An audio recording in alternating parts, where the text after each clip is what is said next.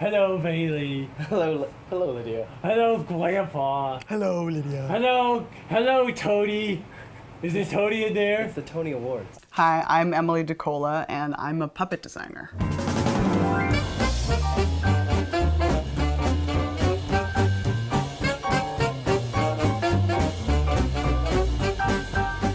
The thing that I love the most about being a puppet designer is that it involves everything from identifying characters, understanding who they are and where they come from and their place in a story, to literally building the talent for a project. How all of those details express who they are. It's a lot like dance and choreography in that I design characters from a kinetic perspective. All of my puppets, particularly my puppets for theater, work with performers and their own bodies to sort of echo and amplify the ideas about character and storytelling that are built into them.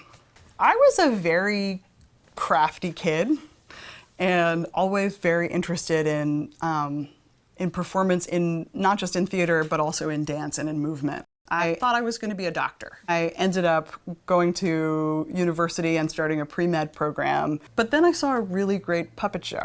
Ronnie Burkett, who's a Canadian marionette genius, came to Montreal with his production Tinka's New Dress. One man and 37 puppets told the most complete and beautiful piece of performing art I had ever seen. And I thought, I need to try this. And I somehow convinced my university to support doing an independent study in puppetry.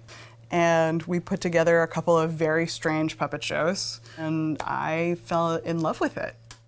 I've been working here in New York for about 7 years. The first few years as an independent freelance puppet designer.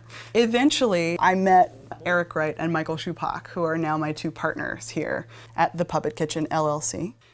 We moved into this commercial kitchen, which is a totally amazing studio. Initially, we worked in this space as three designers sort of playing alongside each other. And over the course of a couple of years, we realized that not only were we working together more often, that each of us was feeling the influence of the other two in our work in really great ways. And you can see how each of us has brought our experience and our individual aesthetics into a really blended whole. Oh, this is confusing. It's cool. Many people in this country, when they hear the word puppetry or puppet designer, think about fur and googly eyes and foam. And these are definitely materials that we use. Most of the time, my puppetry design work uses everything else. From wood to fabric, I do a lot of carving. There's a tremendous amount of sculpture involved. This guy, he's the rat from Animal Farm, the puppet musical, which my partner Eric Wright and I designed a few years ago, is made out of old burlap, lots of wood, some foam, glue, and you can see that he's on wheels here, which originally were Tupperware lids.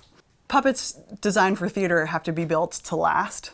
So, like anything else in a production, they have to be built well and durably. They also work best when they're most simple. They're sculptures in movement. So in some ways, getting hung up on the details doesn't actually serve the production so much as looking for opportunities for the performer's body and the space to really integrate with an object. A lot of the producers and directors that I work with haven't worked with puppets before. So we have to kind of guide them through the process of figuring out what makes a good puppet character and how puppetry can be integrated into a production that uses a blend of forms. Essentially, puppets bring to the stage a suite of possibilities and also a whole bunch of limitations that actors don't have. Puppets fly when they fall in love. Sometimes they die on stage, sometimes we break them into pieces, and then they also ask the audience for a kind of engagement that I think they don't necessarily have with a human actor. A few years ago, John Tartaglia, the puppeteer of Avenue Q and Sesame Street fame, came to the Puppet Kitchen with an idea for an underwater blacklight puppet show with fish. John walked in the door with a script and some ideas about who the characters were and the basis for the designs that would eventually become John Tartaglia's ImaginOcean. These are some of the concept art boards for ImaginOcean. The design process really started with Michael, Eric, and I sitting down with some sketches that John had done. Each of us sketched every character. And then we literally pooled our designs and said, I like the eyes on that one, and I think we should pull that goofy looking chin and that sort of dongly thing on the top of its head from this puppet. And came up with characters that drew from initial impulses that each of the three of us had. So now that ImaginOcean is happily running off-Broadway at New World stages, it looks like there are going to be a bunch of new iterations of the show. One to Australia, one on a national tour around this country. We're now also working to create ImaginOcean 2. Working title, Love Never Swims. Puppet designers are also puppeteers and puppet builders, and there's often a lot of overlap between the designers and the performers. I love to play because in play, I think, we forget about impossibility. We imagine and then articulate what otherwise could not possibly have been conceived of. And I think the fact that I've managed to make a career out of that, it's silly and it's wonderful, and I love it.